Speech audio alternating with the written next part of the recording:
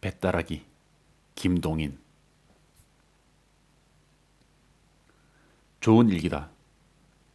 좋은 일기라도 하늘에 구름 한 점 없는 우리 사람으로서는 감히 접근 못할 위험을 가지고 높이서 우리 조그만 사람을 비웃는 듯이 내려다보는 그런 교만한 하늘은 아니고, 가장 우리 사람의 이해자인 듯 낮추 뭉글뭉글 엉기는 분홍빛 구름으로서 우리와 서로 손목을 잡자는 그런 하늘이다. 사랑의 하늘이다. 나는 잠시도 멎지 않고 푸른 물을 황해로 부어내리는 대동강을 향한 모란봉 기슭 새파랗게 돋는 풀 위에 뒹굴고 있었다. 이날은 3월 3일 대동강에 첫 뱃놀이 하는 날이다. 까맣게 내려다 보이는 물 위에는 결결이 반짝이는 물결을 푸른 놀이배들이 타고 넘으며, 거기서는 봄향기에 취한 형형색색의 선율이 우담보다도 부드러운 봄 공기를 흔들면서 날아온다. 그리고 거기서 기생들의 노래와 함께 날아오는 조선 아악은 느리게, 길게, 유창하게, 부드럽게, 그러고 또 애처롭게 모든 봄의 정다움과 끝까지 좋아하지 않고는 안 두겠다는 듯 대동강에 흐르는 시커먼 봄물, 청류벽에 돋아나는 푸르른 푸르름, 심지어 사람의 가슴속에 봄에 뛰노는 불붙는 핏줄기까지라도 습기 많은 봄 공기를 다리놓고 떨리지 않고는 두지 않는다. 봄이다. 봄이 왔다. 부드럽게 부는 조그만 바람이 시커먼 조선 소를 꿰며, 또는 돋아나는 풀을 스치고 지나갈 때의 그 음악은 다른 데서는 듣지 못할 아름다운 음악이다. 아, 사람을 취게 하는 푸르른 봄의 아름다움이여. 15살부터의 동경 생활에 마음껏 이런 봄을 보지 못하였던 나는 늘 이것을 보는 사람보다 곱 이상의 감명을 여기서 받지 않을 수 없다. 평양성 내에는 겨우 툭툭 터진 땅을 헤치면 파릇파릇 돋아나는 나무 새기와 돋아나려는 버들의 어음으로 봄이 온 줄 알 뿐, 아직 완전히 봄이 안 이르렀지만 이 모란봉 일대와 대동강을 넘어 보이는 가나안 옥토를 연상시키는 장림에는 마음껏 봄의 정다움이 이르렀다. 그리고 또 꽤 자란 밀보리들로 새파랗게 장식한 장림의 그 푸른빛, 만족한 웃음을 띠고 그 벌에 서서 내다보는 농부의 모양은 보지 않아도 생각할 수가 있다. 구름은 자꾸 하늘을 날아다니는 모양이다. 그 밀 위에 빛이었던 구름의 그림자는 그 구름과 함께 저편으로 물러가며, 거기는 세계를 아까 만들어 놓은 것 같은 새로운 녹빛이 퍼져나간다. 바람이나 조금 부는 때는 그 잘 자란 밀들은 물결같이 누웠다 일어났다. 일로일청으로 춤을 춘다. 그리고 봄의 한가함을 찬송하는 솔개들은 높은 하늘에서 동그라미를 그리면서 더욱더 아름다운 봄의 향기로운 정취를 더한다. 다스한 봄정의 솟아날이다. 다스한 봄정의 솟아날이다. 나는 두어 번 소리나게 읊은 뒤에 담배에 붙여 물었다. 담뱃내는 무럭무럭 하늘로 올라간다. 하늘에도 봄이 왔다. 하늘은 낮았다. 모란봉 꼭대기에 올라가면 넉넉히 만질 수 있으리만큼 하늘은 낮다. 그리고 그 낮은 하늘보다는 오히려 더 높이 있는 듯한 분홍빛 구름은 뭉글뭉글 엉기면서 이리저리 날아다닌다. 나는 이러한 아름다운 봄 경치에 이렇게 마음껏 봄의 속삭임을 들을 때는 언제든 유토피아를 아니 생각할 수가 없다. 우리가 시시각각으로 애를 쓰며 수고하는 것은, 그 목적은 무엇인가? 역시 유토피아 건설에 있지 않을까? 유토피아를 생각할 때는 언제든 그 위대한 인격의 소유자며 사람의 위대함을 끝까지 즐긴 진나라 시황을 생각지 않을 수 없다.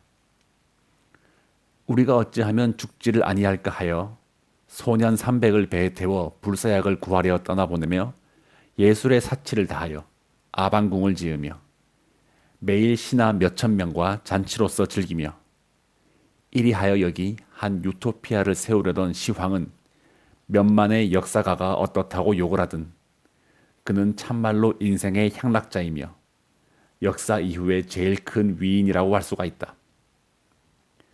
그만큼 순전한 용기 있는 사람이 있고야 우리 인류의 역사는 끝이 날지라도 한 사람을 가졌었다고 할 수 있다.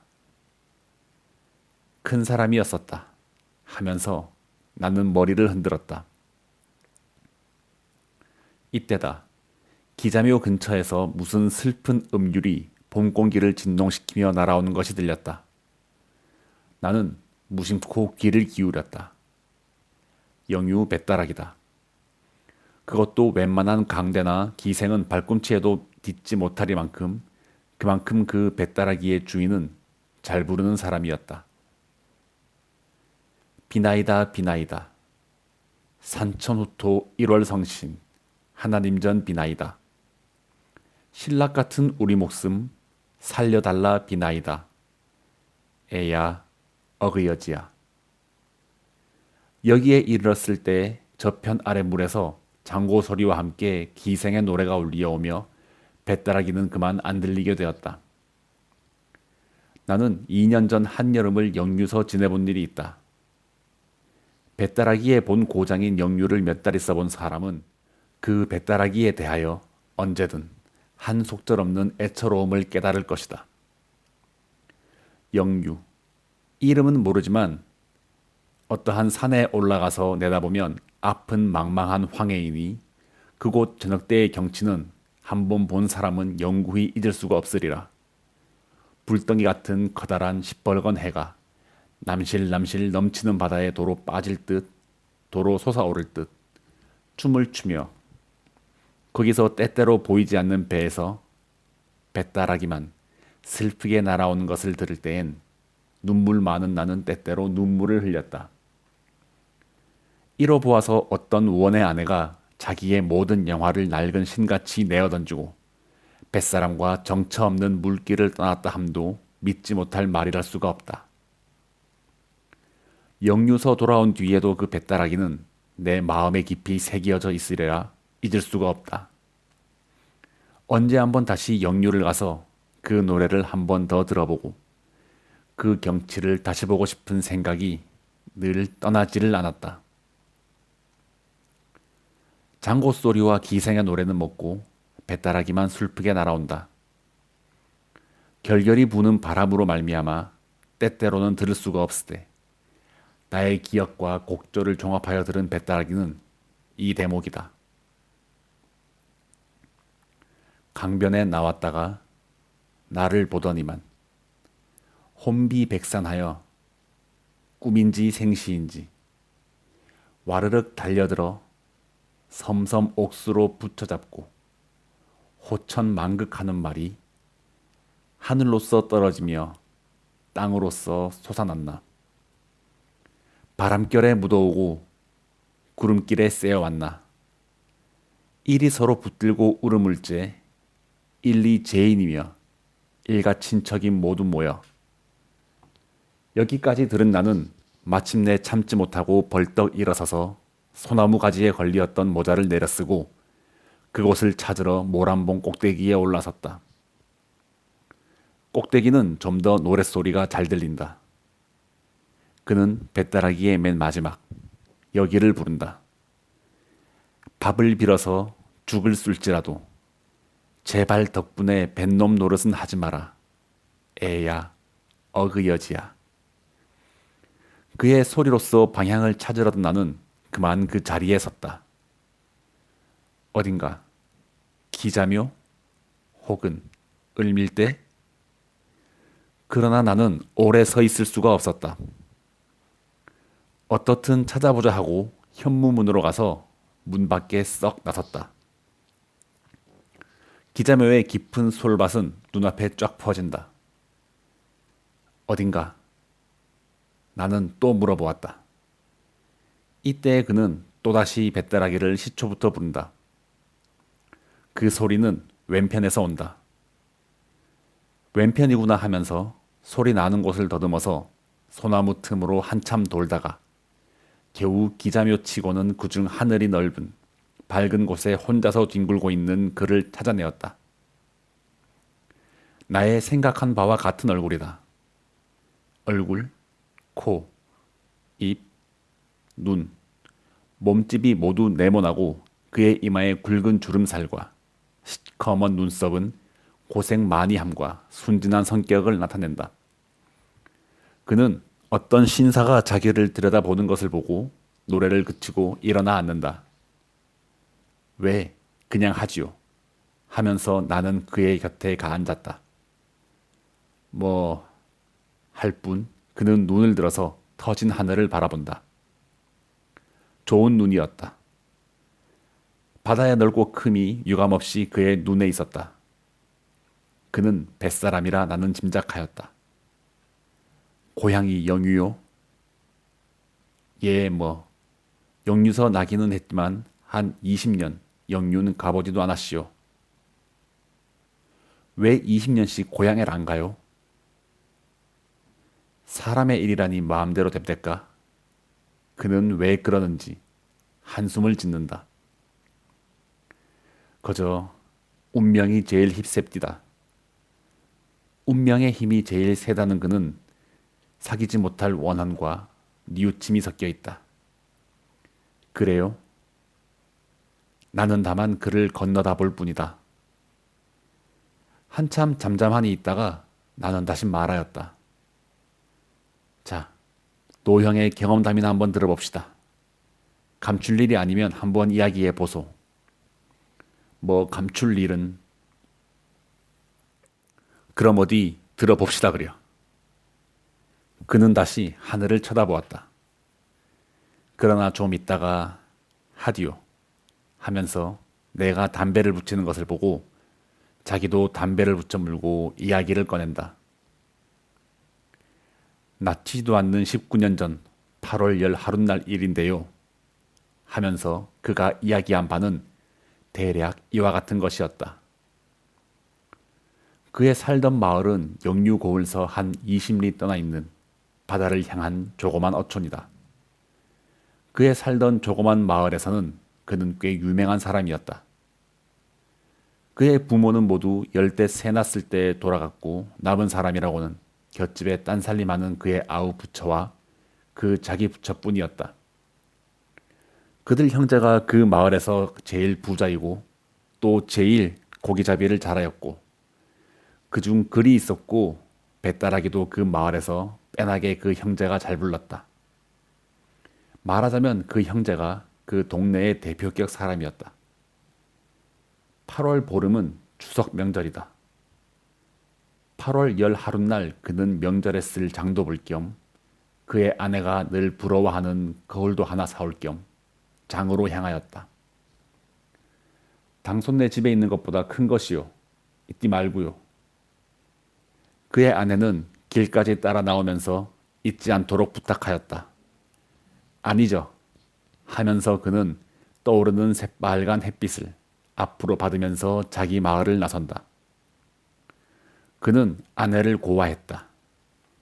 그의 아내는 촌에서 드물도록 연연하고도 예쁘게 생겼다. 평양 강보촌을 가도 그만한 거 쉽지 않겠시오. 그러니까 촌에서는 그리고 그 당시에는 남에게 우습게 보이도록 그 내외의 새는 좋았다. 늙은이들은 계집에게 혹하지 말라고 흔히 그에게 권고하였다. 부처의 새는 좋았지만 아니 오히려 좋음으로 그의 아내에게 샘을 많이 하였다.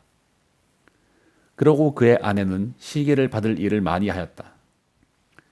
품행이 나쁘다는 것이 아니라 그의 아내는 대단히 천진스럽고 쾌활한 성질로서 아무에게나 말 잘하고 애교를 잘 부렸다. 그 동네에서는 무슨 명절이나 되면 집이 그 중 정결함을 핑계 삼아 젊은이들이 모두 그의 집에 모이고 하였다. 그 젊은이들은 모두 그의 아내에게 아즈만이라 부르고 그의 아내는 아스바니 아스바니 하며 그들과 짓거리고 즐기며 그 웃기 잘하는 입에는 늘 웃음을 흘리고 있었다. 그럴 때마다 그는 한편 구석에서 눈만 힐근거리며 있다가 젊은이들이 돌아간 뒤에는 불문곡직하고 아내에게 덤벼들어 발길로 차고 때리며 이전에 사다 주었던 것을 모두 걷어올린다. 싸움을 할 때에는 언제든 곁집에 있는 아우 부처가 말리러 오며 그렇게 되면 언제든 그는 아우 부처까지 때려주었다. 그가 아우에게 그렇게 구는 데는 이유가 있었다. 그의 아우는 시골 사람에게는 쉽지 않도록 늠름한 위엄이 있었고 맨날 바닷바람을 쏘였지만 얼굴이 희었다. 이것뿐으로도 시기가 된다 하면 되지만 특별히 그의 아내가 그의 아우에게 친절히 하는 데는 그의 속이 끓어 못 견디었다. 그가 영유를 떠나기 반년 전쯤, 다시 말하자면 그가 거울을 사러 장에 갈 때부터 반년 전쯤 그의 생일날이었다. 그의 집에서는 음식을 차려서 잘 먹었는데 그에게는 괴상한 버릇이 있었으니 맛있는 음식은 남겨두었다가 좀 이따 먹고 한 것이 그 습관이었다. 그의 아내도 이 버릇은 잘 알 터인데 그의 아우가 점심때쯤 오니까 아까 그가 아껴서 남겨두었던 그 음식을 아우에게 주려 하였다. 그는 눈을 부릅뜨고 못 주리라고 암호하였지만 아내는 그것을 보았는지 못 보았는지 그의 아우에게 주어버렸다. 그는 마음속이 잠옷 편치 못하였다. 트집만 있으면 인연을 그는 마음먹었다. 그의 아내는 시아오에게 상을 준 뒤에 물러오다가 그만 그의 발을 조금 밟았다. 인연. 그는 힘껏 발을 들어서 아내를 냅다 차버렸다. 그의 아내는 상 위에 거꾸러졌다가 일어난다. 인연. 사나이 발을 짓밟는 년이 어디 있어? 거 좀 밟아서 발이 부러졌을까? 아내는 낯이 새빨개져서 울음 섞인 소리로 고함을 친다. 인연 말대답이. 그는 일어서서 아내의 머리채를 휘어잡았다. 형님, 왜 이리십니까? 아우가 일어서면서 그를 붙잡았다. 가만히 있거라. 이놈 자식. 하며 그는 아우를 밀친 뒤에 아내를 되는 대로 내리찌었다. 죽일년. 인연. 나가거라. 죽여라 죽여라. 난 죽어도 이 집에서 못 나가. 못 나가? 못 나가지 않고 네 집이게. 이때였다. 그의 마음에는 그 못 나가겠다는 아내의 마음이 푹 들이박혔다. 그 이상 때리기가 싫었다. 우두커니 눈만 흘기고 있다가 그는 망할년, 그럼 내가 나갈라 하고 그만 문 밖으로 뛰어나와서 형님 어디 갑니까? 하는 아우의 말에는 대답도 안 하고 곁동네 탁주집으로 뒤도 안 돌아보고 가서 거기 있는 술 파는 계집과 술상 앞에 마주 앉았다. 그날 저녁 얼큰이 취한 그는 아내를 위하여 떡을 한두 너치 사가지고 집으로 돌아왔다. 이리하여 또 서너 달은 평화가 이르렀다. 그러나 이 평화가 언제까지든 계속될 수가 없었다. 그의 아우로 말미암아 또 평화는 쪼개져 나갔다. 5월 초승부터 영유 고을 출입이 잦던 그의 아우는 5월 금음께부터는 고을서 며칠씩 묵어오는 일이 많았다. 그와 함께 고을에 첩을 얻어두었다는 소문이 퍼졌다. 이 소문이 있은 뒤는 아내는 그의 아우가 고을 들어가는 것을 벌레보다도 더 싫어하고 며칠 묵어나 오는 때면 곧 아우의 집으로 가서 그와 담판을 하며 심지어 동서되는 아우의 처에게까지 못 가게 하지 않는다고 싸우는 일이 있었다. 7월 초승께 그의 아우는 고을에 들어가서 열흘쯤 묵어온 일이 있었다. 이때도 전과 같이 그의 아내는 그의 아우며 재수와 싸우다 못하여 마침내 그에게까지 와서 아우가 그런 못된 데를 다니는 것을 그냥 둔다고 해보자 한다. 그 꼴을 곱게 보지 않았던 그는 첫마디로 고함을 쳤다. 내게 상관이 무엇가? 듣기 싫다. 못난둥이, 아우가 그런 데를 댕기는 걸 말리지도 못하고. 분김에 이렇게 그의 아내는 고함을 쳤다. 이년 무얼? 그는 벌떡 일어섰다. 못난둥이. 그 말이 채 끝나기 전에 그의 아내는 악소리와 함께 그 자리에 거꾸러졌다. 인연, 사나이에게 그따위 말버릇 어디서 배웠? 애미네 때리는 건 어디서 배웠노? 못난둥이. 그의 아내는 울음소리로 부르짖었다. 샹년 그냥 나갈. 우리 집에 있지 말고 나갈. 그는 내리찌으면서 부르짖었다. 그리고 아내를 문을 열고 밀쳤다. 나가디 아느리 하고 그의 아내는 울면서 뛰어나갔다. 망할년. 토하는 듯이 중얼거리고 그는 그 자리에 주저앉았다. 그의 아내는 해가 져서 어두워져도 돌아오지 않았다. 일단 내어 쫓기는 하였지만 그의 아내의 돌아옴을 기다리고 있었다. 어두워져서도 그는 불도 안 켜고 성이 나서 우들우들 떨면서 아내가 돌아오기를 기다렸다. 그러나 그의 아내의 참 기쁜 듯이 웃는 소리가 그의 아우의 집에서 밤새도록 울렸다. 그는 움쩍도 안 하고 그 자리에 앉아서 밤을 새운 뒤에 새벽 동터올 때 아내와 아우를 죽이려고 부엌에 가서 식칼을 가지고 들어와서 문을 벌컥 열었다. 그의 아내로서 만약 근심스러운 얼굴을 하고 그 문 밖에 우두커니 서서 문을 들여다보고 있지 않았다면 그는 아내와 그의 아우를 죽이고야 말았으리라.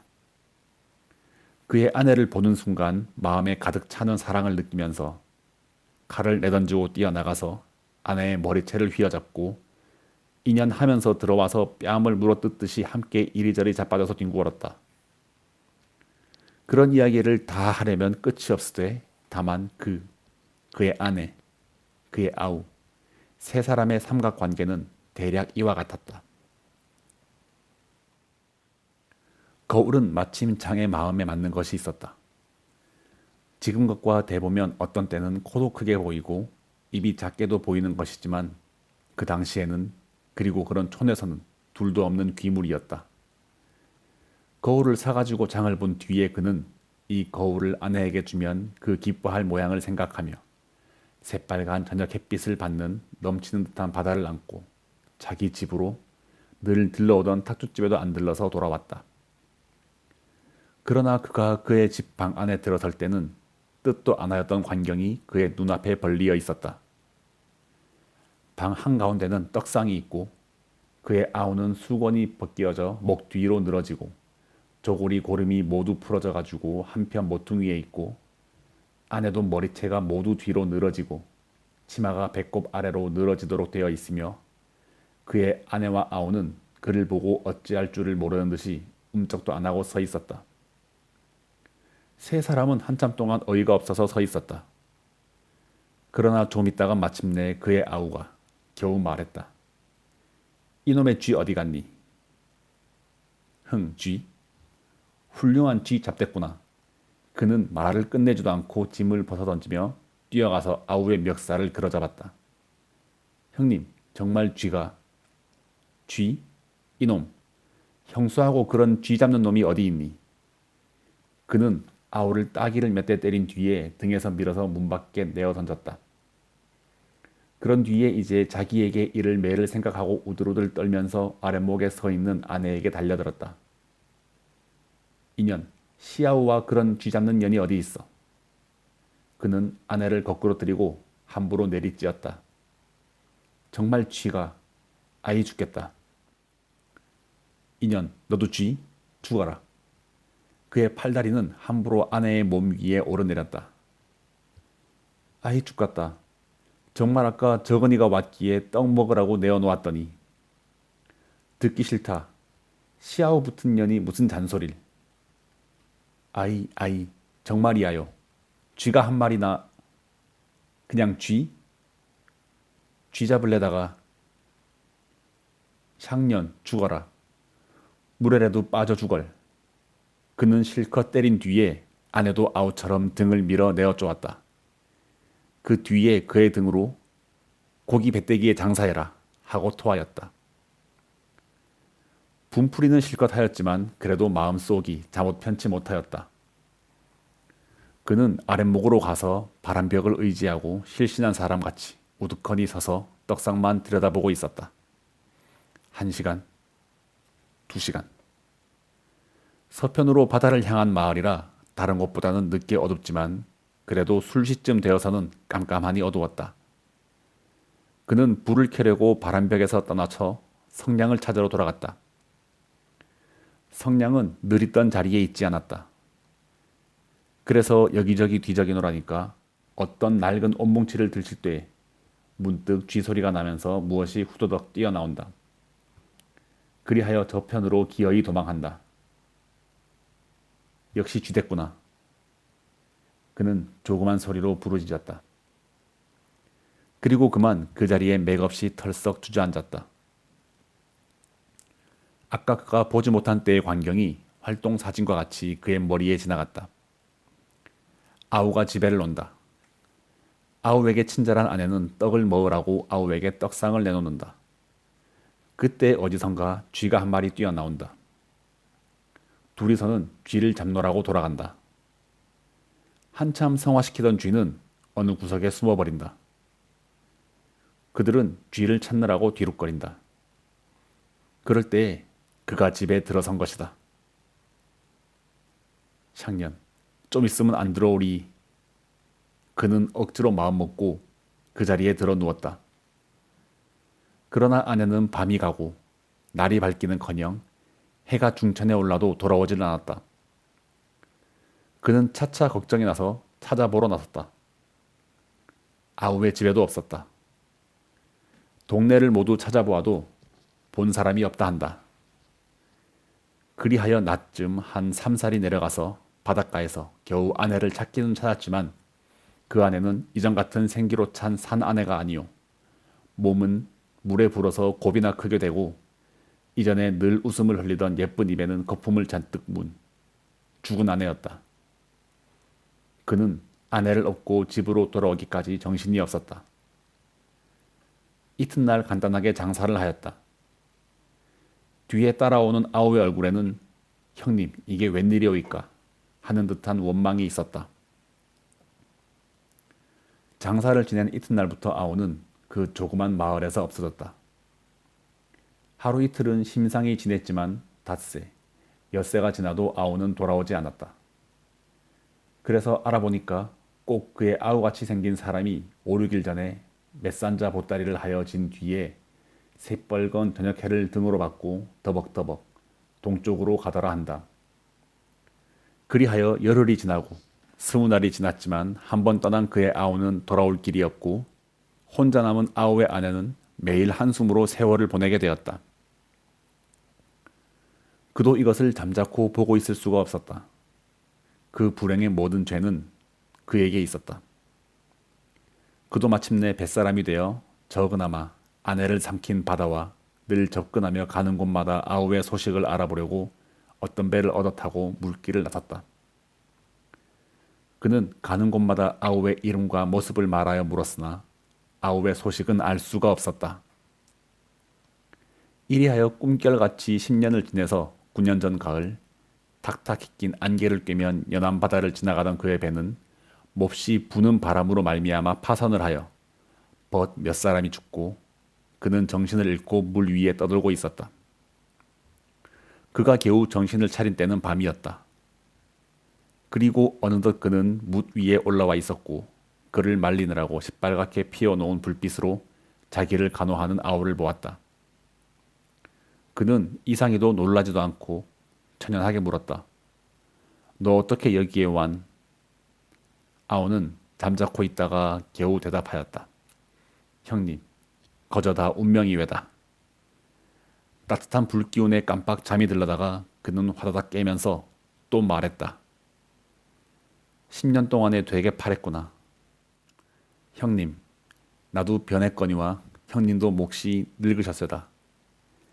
이 말을 꿈결같이 들으면서 그는 또 혼혼히 잠이 들었다.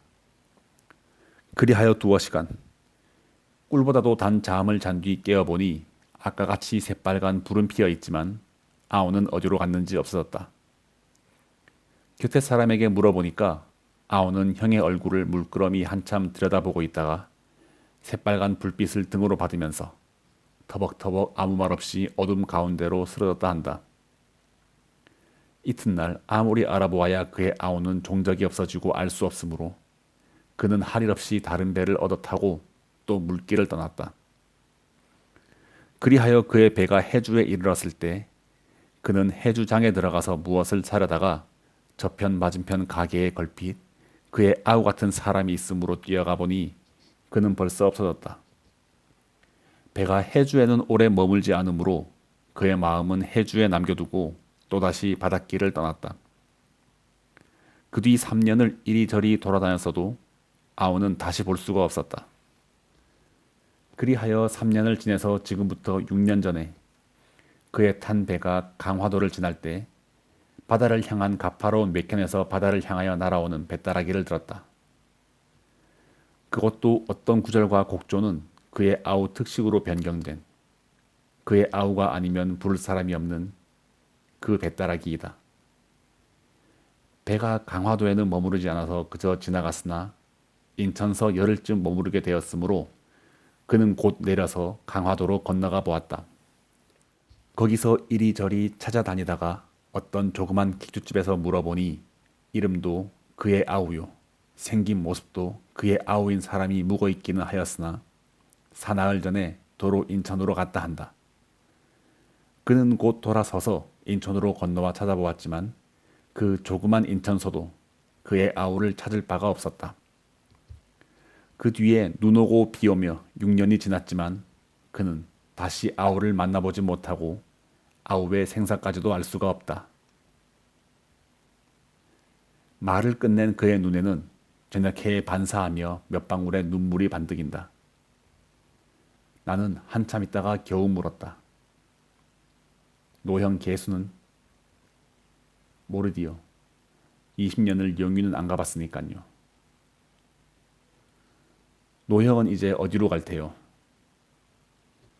그것도 모르디요. 정처가 있나요? 바람 부는 대로 몰려댕기기요. 그는 다시 한번 나를 위하여 뱃다라기를 불렀다.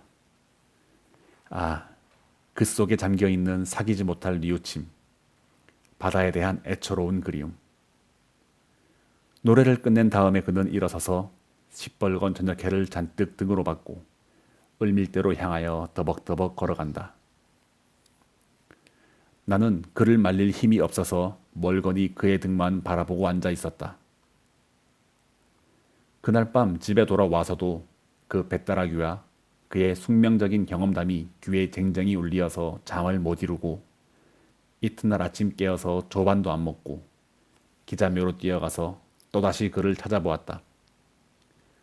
그가 어제 깔고 앉았던 풀은 모두 한편으로 누워서 그가 다녀감을 기억하되 그는 그 근처에 보이지 않았다. 그러나 뱃다라기는 어디선가 쟁쟁이 울리어서 모든 소나무들을 떨리지 않고는 안 두겠다는 듯 날아온다. 모란봉이다. 모란봉에 있다. 하고 한숨에 나는 모란봉으로 뛰어갔다. 모란봉에는 사람이 하나도 없다. 부병루에도 없다. 을밀대다. 하고 나는 다시 을밀대로 왔다. 을밀대에서 부병루를 연한 지옥까지 연한 듯한 골짜기에 물 한 방울을 안 세일이라고 빽빽이 난 소나무의 그 모든 잎잎은 떨리는 뱃다라기를 부르고 있지만 그는 여기도 있지 않다. 기자묘의 하늘을 향하여 퍼져나간 그 모든 소나무의 천만의 잎잎도 그 아래쪽 퍼진 천만의 풀들도 모두 그 뱃다라기를 슬프게 부르고 있지만 그는 이 조그만 모란봉 일대에서 찾을 수가 없었다. 강가에 나가서 알아보니 그의 배는 오늘 새벽에 떠났다고 한다. 그 뒤에 여름과 가을이 가고 1년이 지나서 다시 봄이 이르렀을 때 잠깐 평양을 다녀간 그는 그 숙명적 경험담과 슬픈 뱃다라기를 남겨두었을 뿐 다시 조그만 모란봉에 나타나지 않는다. 모란봉과 기자묘에 다시 봄이 이르러서 작년에 그가 깔고 앉아서 부러졌던 풀들도 다시 곧게 대가 나서 자줏빛 꽃이 피려 하지만 끝없는 뉘우침을 다만 한낱 뱃다라기로 하소연하는 그는 이 조그만 모란봉과 기자묘에서 다시 볼 수가 없었다. 다만 그가 남기고 간 배따라기만 추억하는 듯이 기념하는 듯이 모든 인립이 속삭이고 있을 따름이다.